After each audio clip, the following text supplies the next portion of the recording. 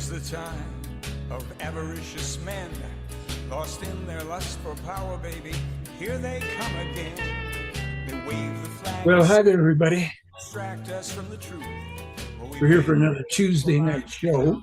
Thieves are on the loose. Don't And I decided to kind of land of the free. free up my song about it is the time Away our of avaricious men lost in their lust. Power, baby, here they come again. Because that's the world we're in. And that's the time we're in now, even some 20 years ago, whatever it was, even more. But, you know, if those of you who are creative types out there, songwriters or what have you, singers, artists, painters, writers, you know that you get ideas for your music, you get ideas for your poetry, for your prose, that kind of peeks ahead of the future. It's not necessarily at all a matter of a deliberate contemplation of the law of cause and effect, but rather the inspiration that artistic and creative people, are familiar with, or we trust that kind of inner voice, the inspiration. And tonight we'll have a guest. We're going to discuss a number of things with Derek Lee. Will be here in a little while. And we're going to delve into things that are, as an overriding theme, have many aspects and facets that are very relevant to life today and what's coming in life tomorrow and how we got here and how to survive and surf these coming times to some degree, for sure, hopefully. So we take a little time out of the day to do a creative project. Here's a show or a presence, an opportunity to speak out to the world. But, for my part, I've got tons of films and videos and stuff out there and blog regularly. And I really do like to get the voices of other people who are thinking and reasoning and navigating these times and these waters as well.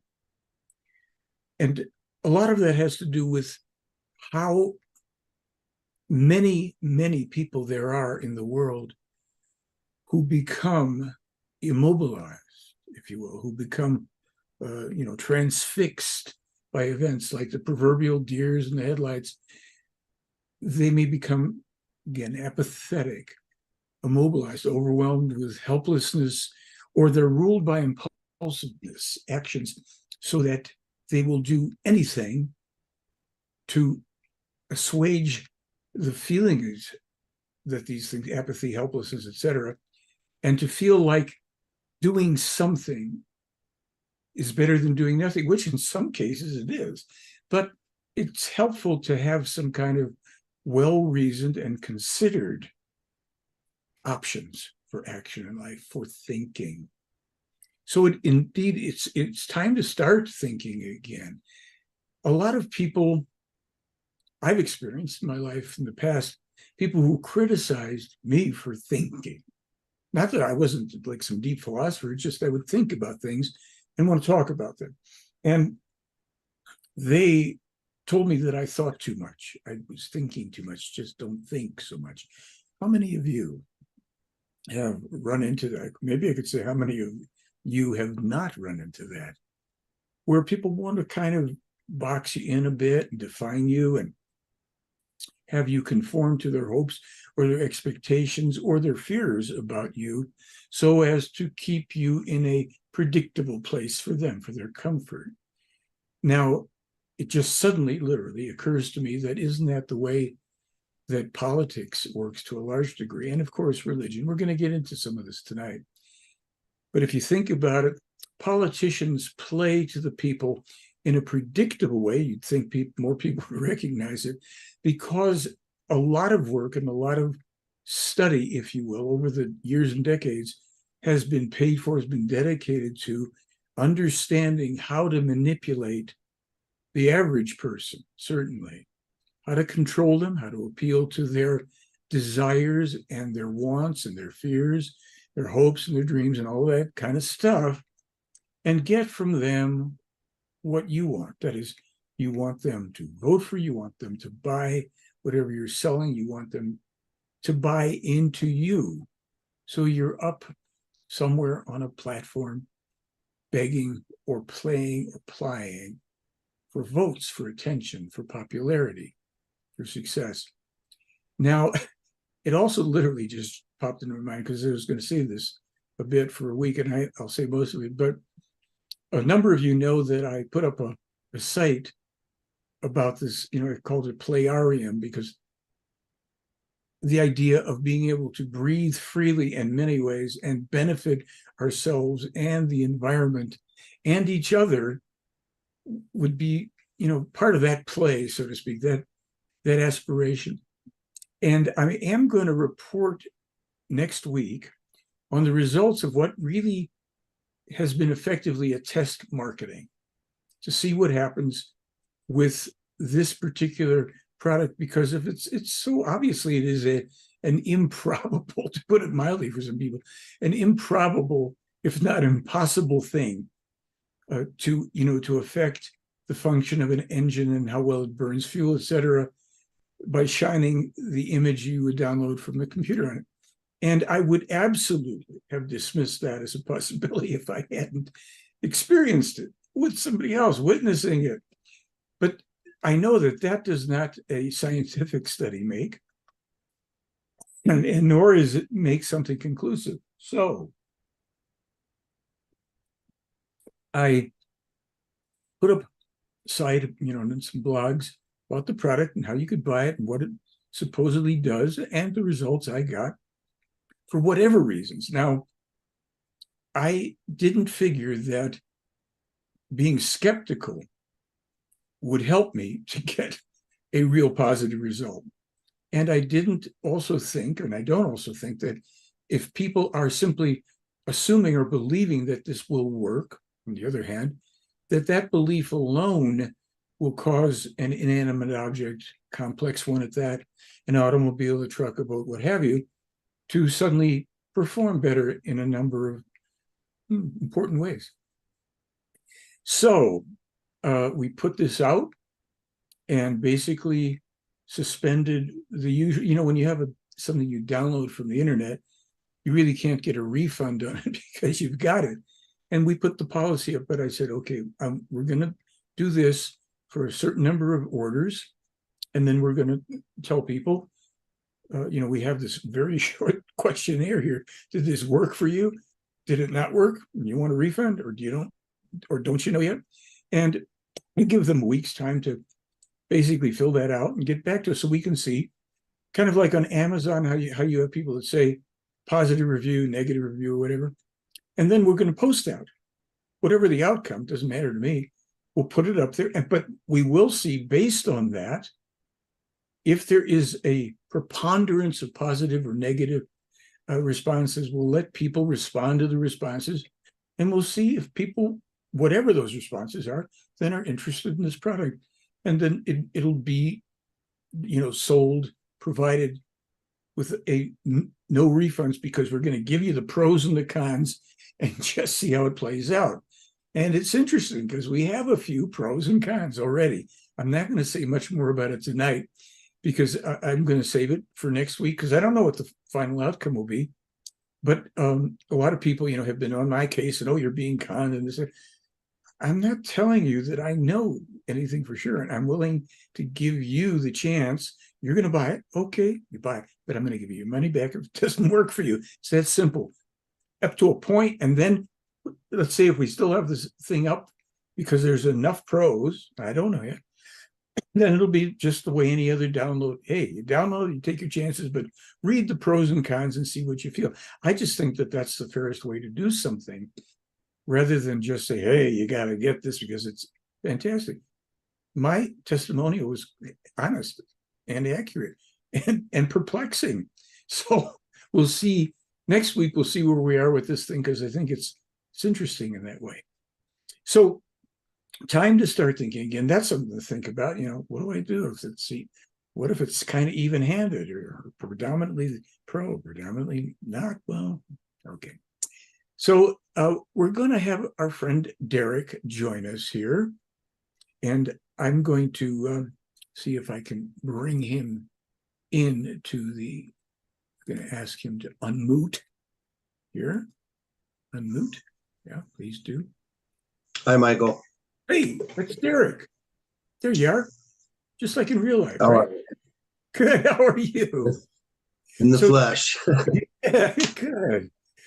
Overpopulation. So this is my friend Derek Lee. We've met in person and we've interacted in monthly meetings online. And we're both musicians. We have a few things in common. Yeah.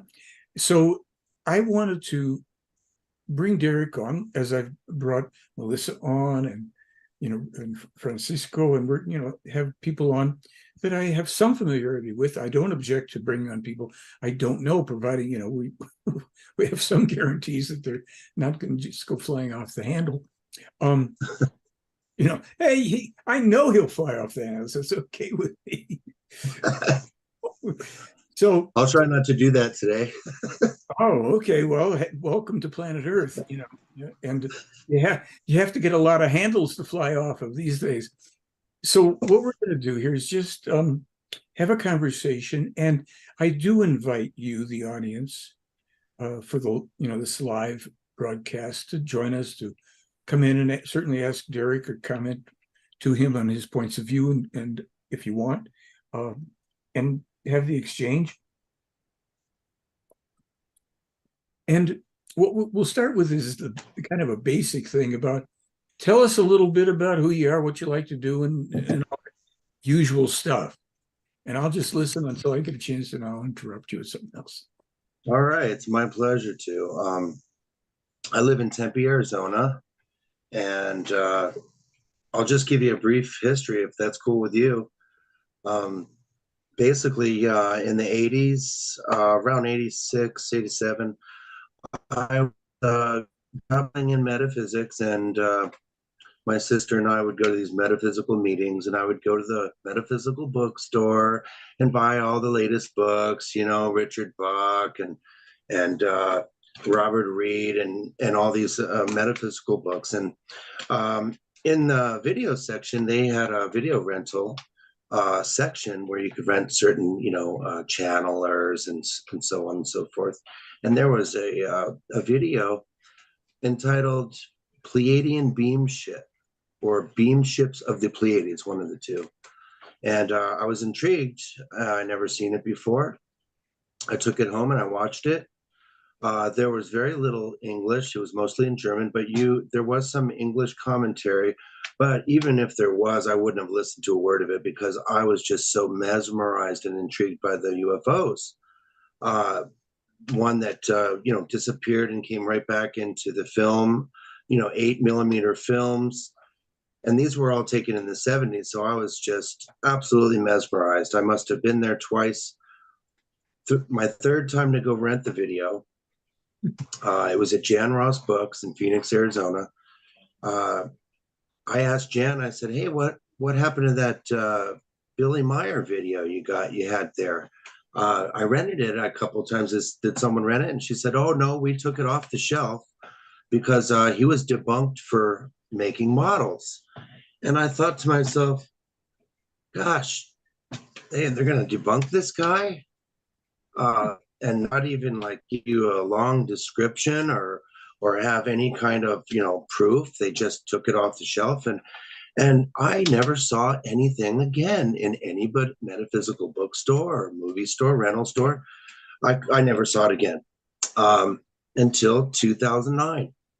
I was having a really hard time with my life.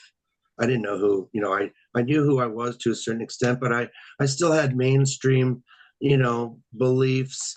I didn't really know what was up or down. And I really was kind of having a semi nervous breakdown at some point. And I went on the internet looking for UFOs because for some reason I always had that video in the back of my mind that there was some kind of truth there.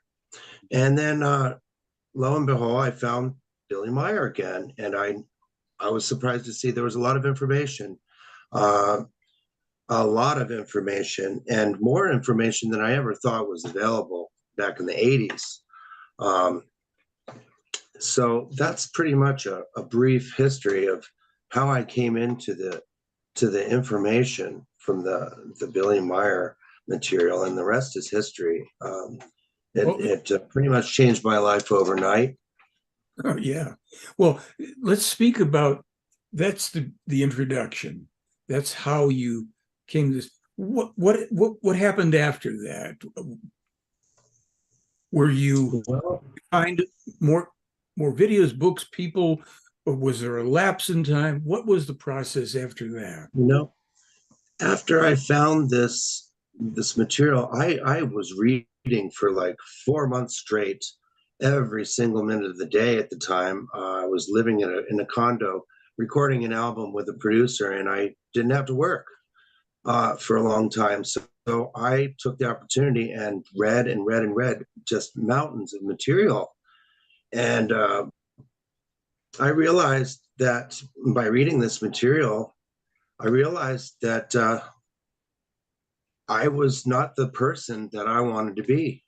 I realized that I was lied to for a very long time.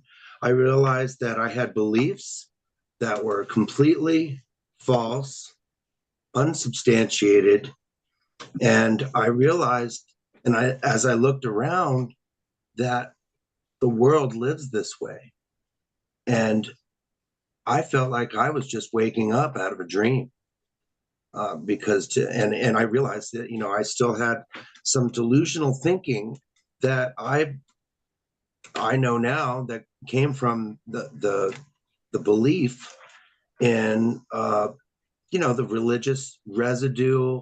Even if you're a metaphysically minded person, most people accept the whole God concept and so on. And so I was really coming to a lot of confrontation within myself in that regard, and it was really, really difficult, but at the same time extremely liberating, because I was finding a freedom that was within me that was not possible to gain through a belief system of any kind, uh, that's available in our society.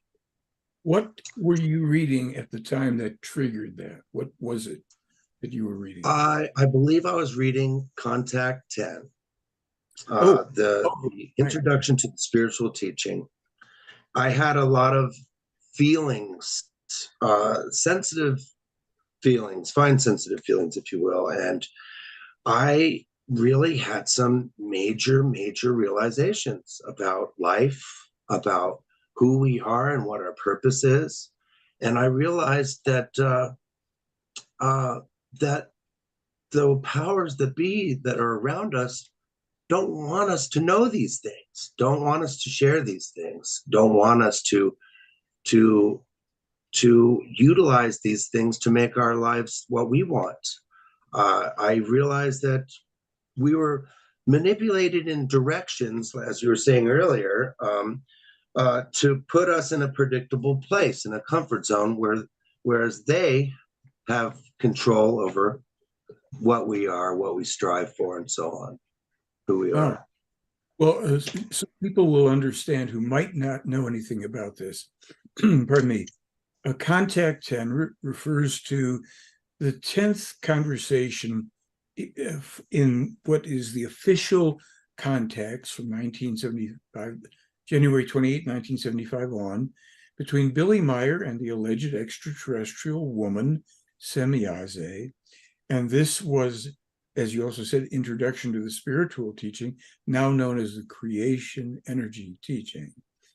And in there, she waxes quite poetically about the spirit. It never sleeps, and all these. It's just a beautiful, beautiful tract of information, and they speak with each other, but she just lays out this whole thing.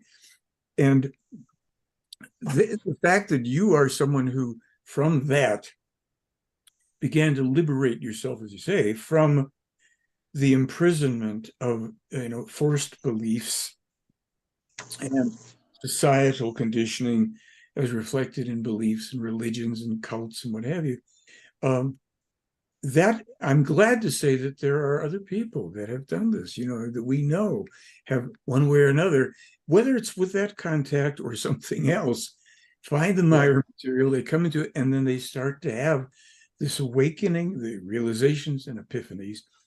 And then it's time to start thinking again, not just, running yourself in a circle, but thinking, and to take, you're alluding to this, taking back control over your life, and you're striving. What you strive for, as Billy has said, the human being is the smith, the one who forges their own destiny.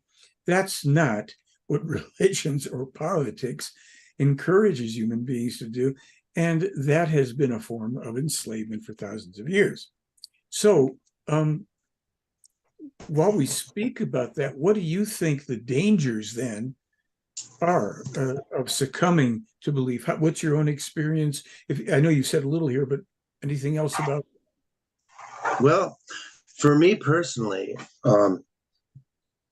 and knowing that the teaching of creation energy, as you're saying, is a belief-free teaching, it was completely different approach than I've ever seen anywhere in the world. And as a kid, I used to wait. Okay. I'd say, I don't understand this. I'll wait for the truth to come out someday. Well, the dangers.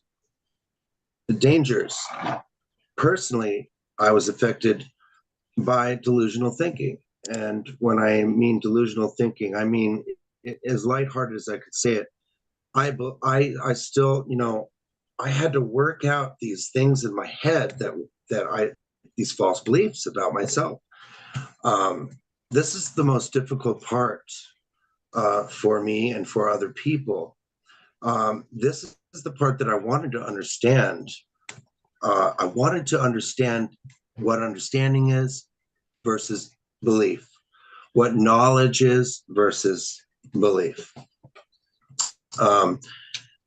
I just, was looking around and being aware of the world and how everything is functioning. And, you see the way the world is going. You see the monumental,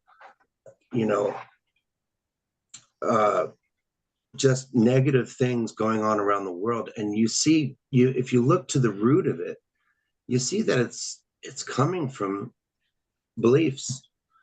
It's coming from people's opinions. It's coming from partisan thinking that is judgmental from the premise of personal beliefs and thoughts and feelings rather than facts that correspond with reality and what actually occurs. And so the dangers to me that I realized, these things I wasn't even aware of. These dangers existed in me, in my brain, in my thinking. I had a lot of epiphanies and wake-up calls, if you will. And the biggest wake-up call I had to come to realize was that truth is given in reality. Like I have posted on my walls some of these things. Truth is evidential. It occurs. Whereas belief, there's nothing that can substantiate it. It rarely can correspond to reality. And I realized that my whole world was collapsing. My world of belief was collapsing. And I realized that it was superfluous. It was absolutely unneeded. It was actually destructive. And that's what I'd like to, further, get into, because there's things going on in the brain neurologically that are devastating to the human being's brain and being physiologically, even to the heart. I'd like to confront these things and just express a little bit that, these religions promote this, but scientifically and neurologically, it's harmful. So what are we supposed to do? Well, let me ask you on that.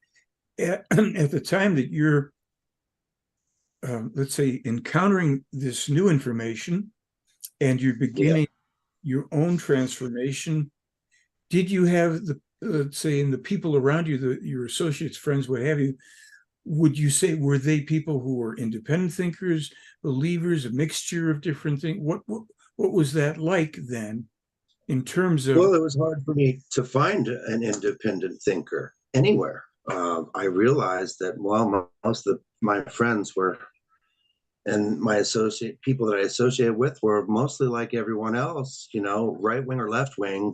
Most of them were had a basis of belief in whatever religion they believed, attested to, or whatnot. And when I started reading some material that was really deep, like some excerpts from one of Billy's books called God, Delusion, and Delusion Insanity, that particular excerpt was just absolutely mind-wrenching. It just opened me up to realize that, you can find the truth. Anyone can, if they think and start not depending on anything but their observations. They're thinking rather than fantasizing, with our beliefs and so on, and it's really hard to touch on sometimes, to explain when this whole concept. But basically, in the teaching, or in this material, it was explaining a lot about the conditioning of belief and faith, and how it actually took the upper hand of the thinking of the human being's consciousness, whereas the temporal lobe is deemed inoperable in the brain, which is the part where we decide in our brain, and our memory and our learning. Inoperable? You mean it's not being used at all? No. What is it, mush? I mean, yeah. Did I depend on outside? I really never kind of did, but I had, the metaphysical beliefs and so on. Even those beliefs I had to work those out. They did not correspond with reality, with logic, and you think of the old saying, the anti-logo, the old was it not Greek? Logo means logic. Anti-logic. Just I started realizing that all of the religions are promoted. The governments and the religions are parallel with this whole thing. What is it that they want from us? Well, they want your brain. They want you to believe so that they can sustain their way of life while the earth is sadly being overpopulated to the point of, the complete destruction of our planet. Mm-hmm. Well, with I can go on and on about this, but no, it's fine. I think on point, Michael. There, when you talked about, the religions, the politics and religion want your brain, they want control. Obviously, there are people that only are feeling like they're alive and have meaning in their lives if they exert control over others, if they can amass excessive amounts of things, mainly that represent money in some form or other.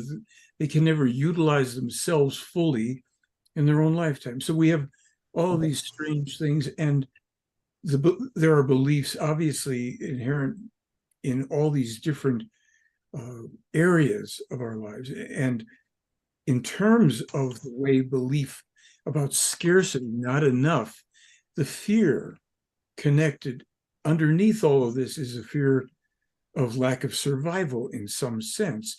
So with religion, people are going to they're looking for an assurance that they will be protected and survive from some sky daddy or what have you who's going to not dip them in lead after they're dead and give them a hard time. So here we are embarking on the age of what? Truth and knowledge. So how's that playing out in your life now? Is it pretty much the same, just an advanced version? Are there any surprises, unexpected things?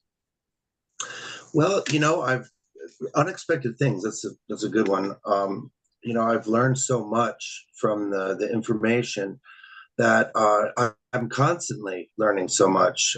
Lately, I've been really thinking and working out this whole opinion-based things, opinions that are based on knowledge or opinions based on a personal belief, your thoughts or feelings. They're very, very vastly different. Mm-hmm. And it's amazing to see how unaware and unconscious people are with their opinions and how quickly they draw conclusions, conclusive beliefs, I should say, not really conclusive answers, because, that's one of the things I've been learning a lot, to work out my opinions based on facts and based on reality, things that can actually occur.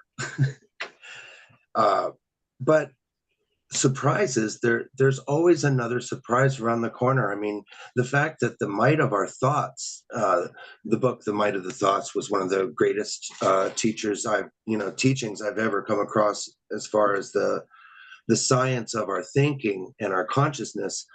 I used to play with those things in the 80s, like let's manifest things out of our thinking and see how quickly they come to be and so on. And we used to play with that in the metaphysical days.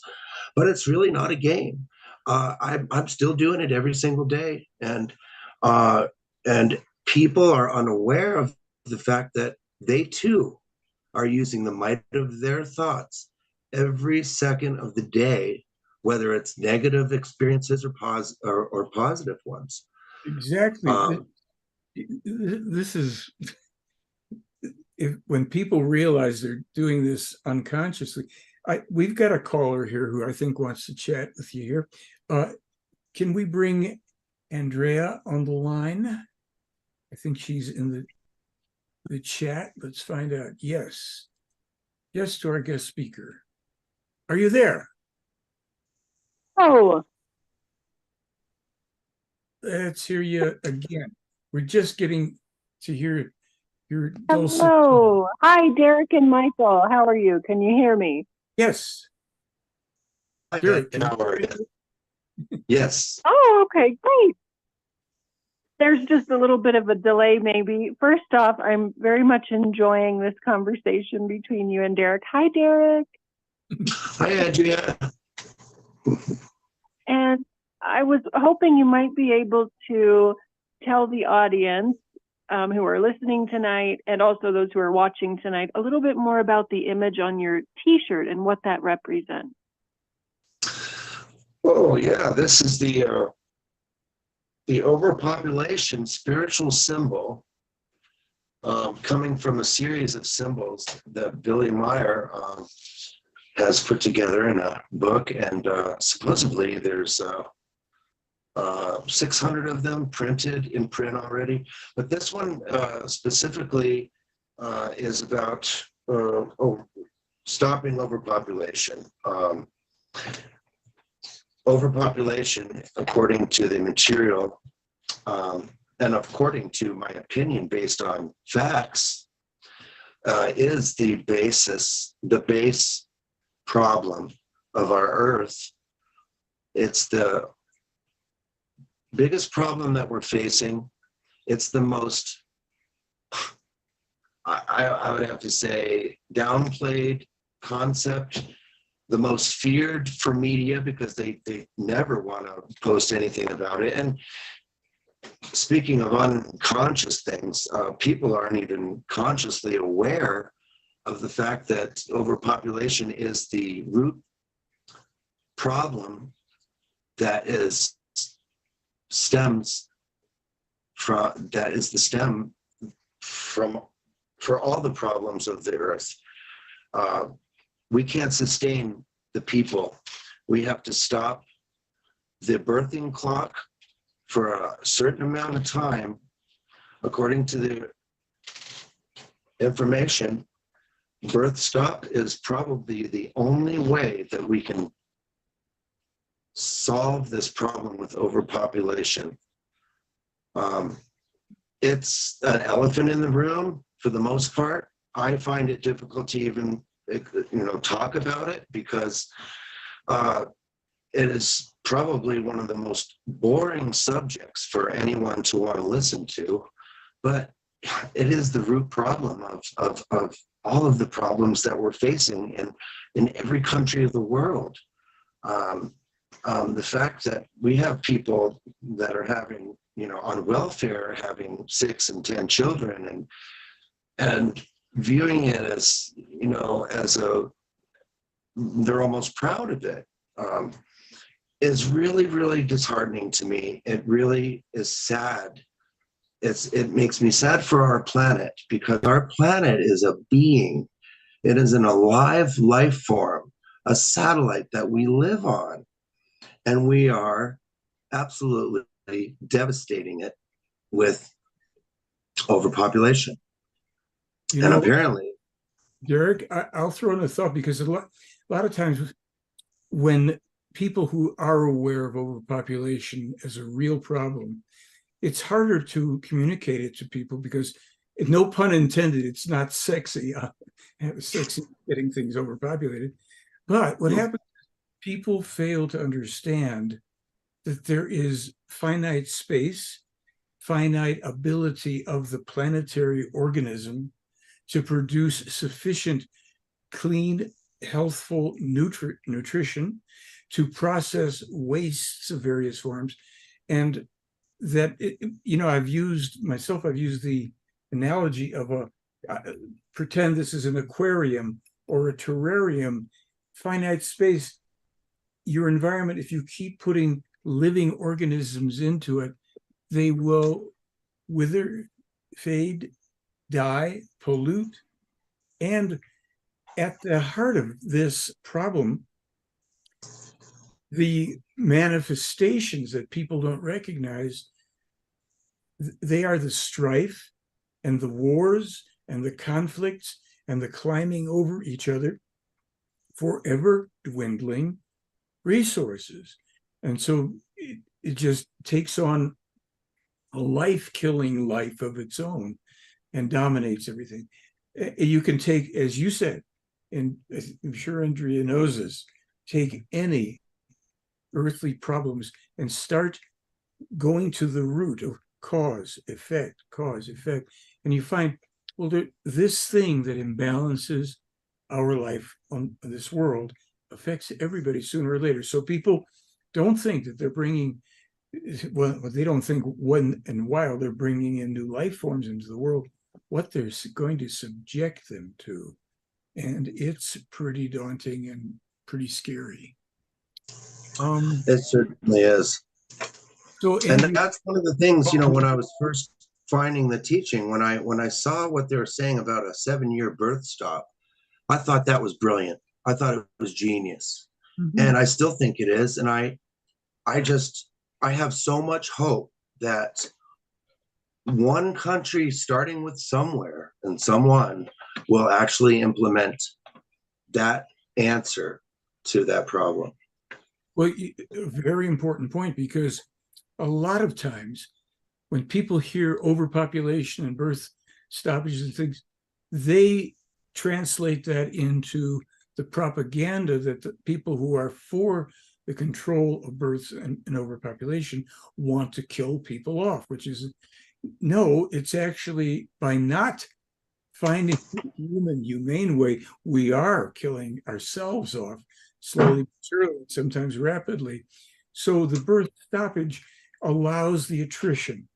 Those who are older, as they get older and they pass away, then the population starts getting a little space to breathe and grow. lifespans can increase, as they will, but just to increase lifespans when you have too many people is further recipe for disaster. So it's a very tricky thing. It's so obvious. And frankly, the first times even I came in contact with it in the Meyer material, I wasn't that interested. I really wasn't. I thought, I want to know more about this and the history and this and that and all the travel to the stars. But it's so foundational, literally foundational to our existence. And I would say that from what we know from the prophecies and what we can see manifesting now on a daily basis with the irrational violence, people aren't listening. They probably, for the most part, won't listen for a long time until the pain is great enough. It will then be the survivors, however many or few, will reconsider senseless overbreeding. They'll want to repopulate the world and certainly take another hard look at religions, cults, sects, politics, all of these polarizing, delusional violence and bloodletting forms of primitive, outdated, non-serviceable human behavior. So that being said, people are couldn't have said it anywhere near that well. Well, I'll try again. One of the things about you, you just really hit the nail on the head a lot. Well, you're feeding me all these pieces to to knock in with. Oh, yeah, blame it on me. So, No, but really, it is an important subject to me also, and I really do owe a responsibility to the world and myself to honor that, the fact that I'm not going to create any more life, and I'm going to advocate for others to not also, in the most positively neutral way I can. yeah. And speaking of positive neutral, that's a good conversation piece right there. Well, neutral positive and positive neutral. Let's talk just a little bit more about how that is, because you mentioned beliefs and opinions that are based not on facts, and even fact-based opinions are subject to change as new facts are present. The difference being, I think, that when we, like last week, we posted one of the things from Billy about seeing things impersonally, so important. Whatever Yes. occurrences, events, things that are happening, do not personalize them, but see them for what they are. Now, certainly one of the foundational principles in the teaching we certainly have, number one probably is taking 100% self-responsibility for everything in our own lives. But Meyer emphasizes that we must learn to see things as they are. We have been conditioned through all forms in society, education, if you want to call it, to form quick opinions, to have convictions and hold tightly and fight for and die for things, because it's been engineered that way to serve other people or a group that we may be part of, whether we know it or not. That can be political, religious, familial. So when we learn to see things as they are, that's the neutrality right there. That is, it's not the only neutrality, but that's neutrality. What Absolutely. is not, do I like it? Do I not like it? Is it pretty? Subjective, things that are not dealing with a level of objective reality. Meyer speaks about affective love and effective love. We can have great affection or antipathy towards people, but where is the effective love? We don't have to like people in order to truly love them. Okay, coming back. So, yes. Right, we see things as they are. Then we can choose through, you talked about the might of the thoughts and the responsibility that should be a conscious one that goes along with that, because we're doing it 24/7, mainly unconsciously all the time. So if we see something the way it is, we then can choose whether or not we, let's say, hold thought and take action to perpetuate this, to change it, to stop it, to do nothing about it whatsoever. We have those choices in our thoughts, so that gives us internal freedom too. We eliminate bias. That's one of the ways I look at the neutral positive thing. Why don't you weigh in on this? What is it to you? This is great. This is great. I'm loving this, because you mentioned effective love. There's also effective truth, effective knowledge, effective truth based on knowledge. The neutrality, you explained it really well, because as we're going through our daily routines every day, let's say someone does something normally that would really piss me off or something. Well, there's 3 ways you can handle it. You can handle it by thinking positively about it, thinking negatively about it, or being neutral.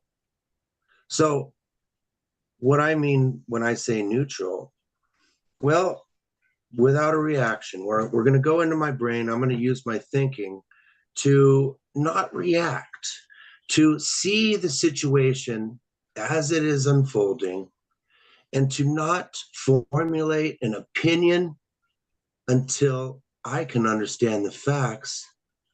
And not even then, but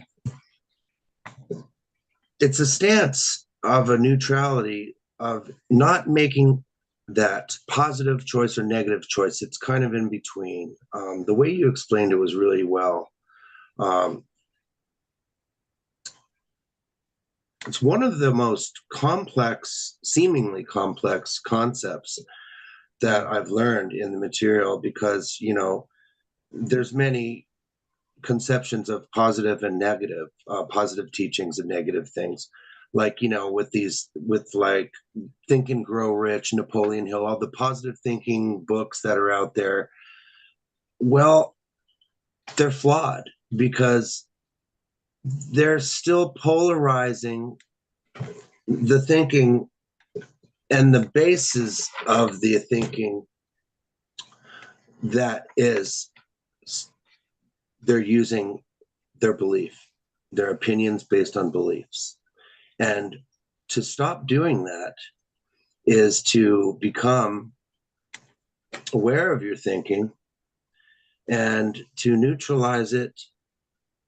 And there's ways to do this also. There's ways, I could think about the current wind on my face and look at the sun, and I'll say to myself, it's sunny and I feel this soft wind on my face, instead of reacting in a polarizing way, to be angry, or to, and then you're going to go into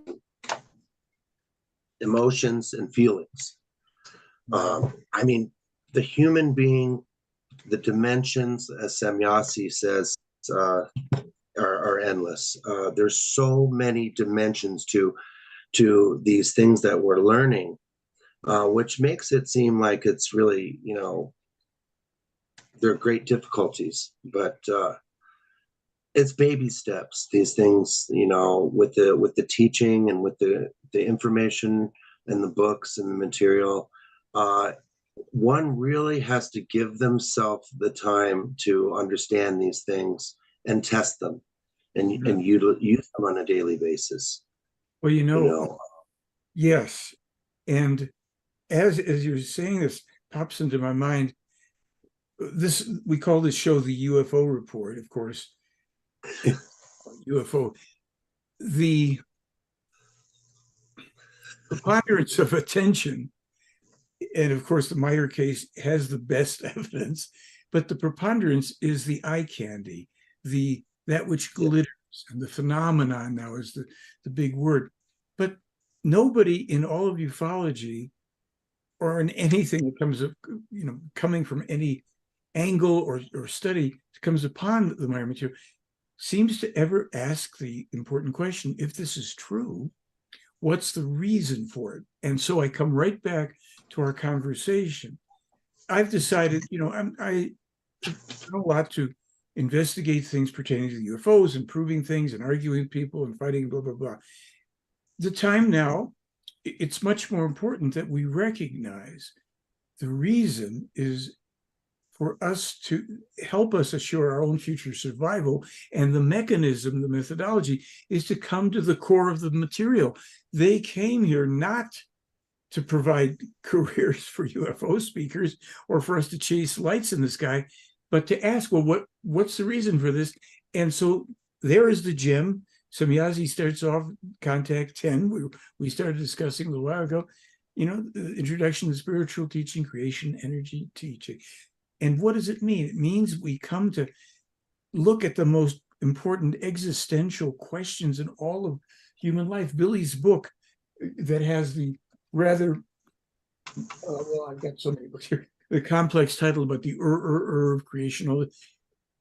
The thing that boggled my mind since I was a kid, where did existence come from? What came before the beginning? How far does space go? What's outside of it? How can there be nothing?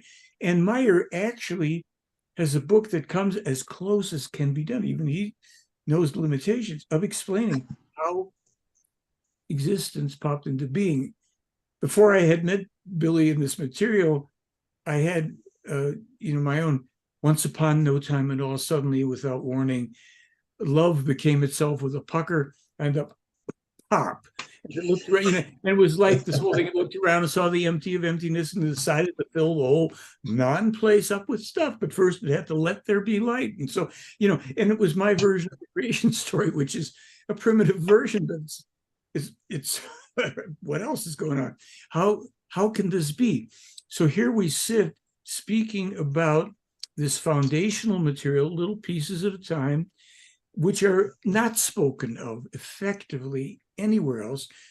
Wherever it's spoken of, it's based on beliefs and dogmas and goofy stuff from, various religious things that can't answer it. And it's punitive and sectarian and hierarchical. This is an open teaching with belief-free, non-religious, for people to get in and grapple and be exposed to struggling with these questions, because these are the evolutive and evolutionary questions for the consciousness. Billy said the meaning of life is the evolution of consciousness. So we've got a couple minutes left at least. So let's see if I'm going to jump for a minute just so we can do a little something here. We have, let's see, you can tell me if you can see this. I don't know if you can see this yet. It's the FIGU indexer presentation that you sent to me, and I don't know if it's visible to you or to the public, but hopefully people can see it.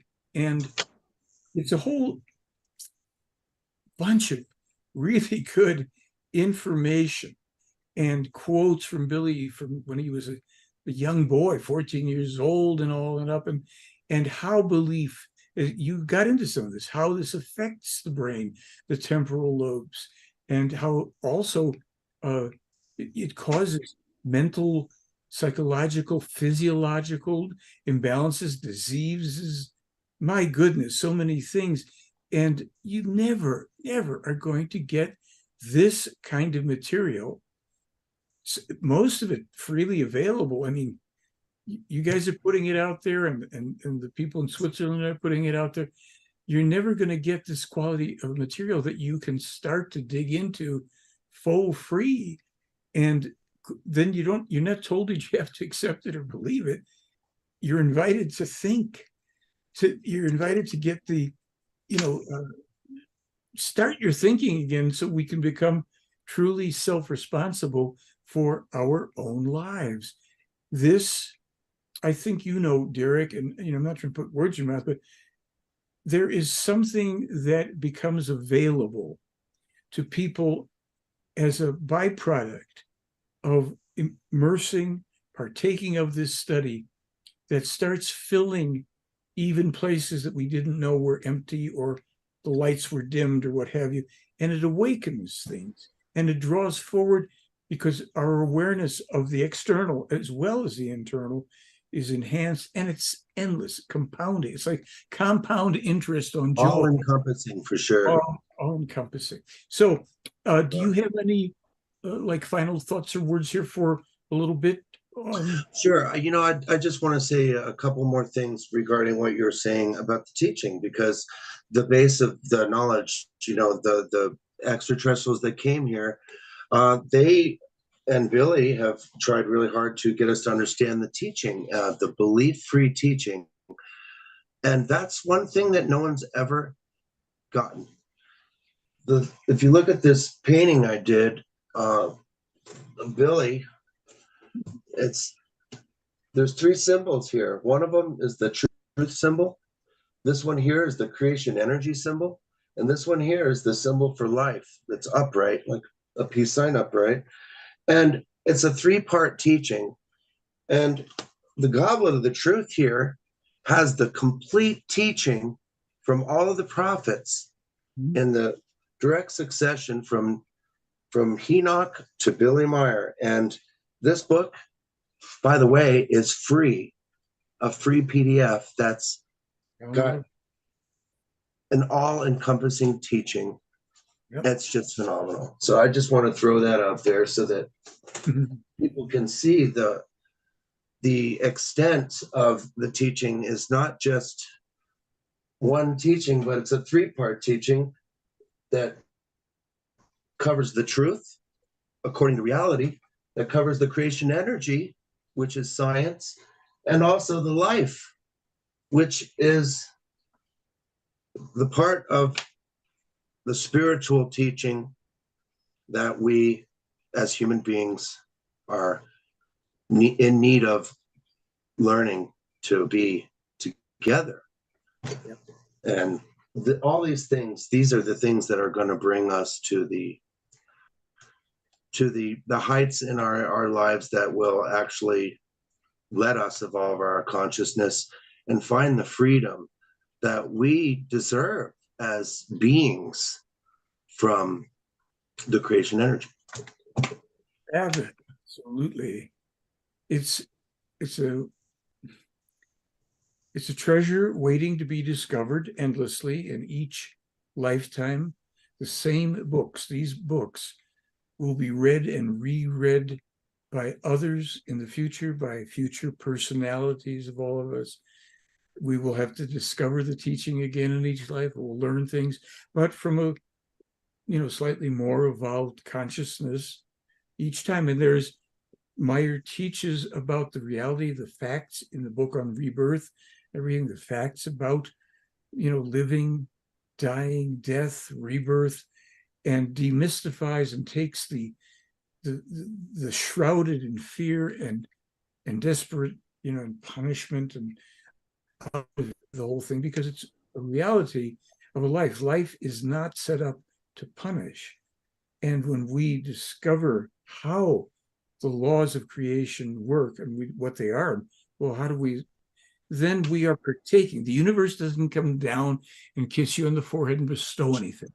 It simply is there to partake of. So like a frequency on a radio or a TV or anything else, or in an organ, we tune to these frequencies, we start to partake and participate and contribute and study and work. And then we find that there's an abundance at every level of it.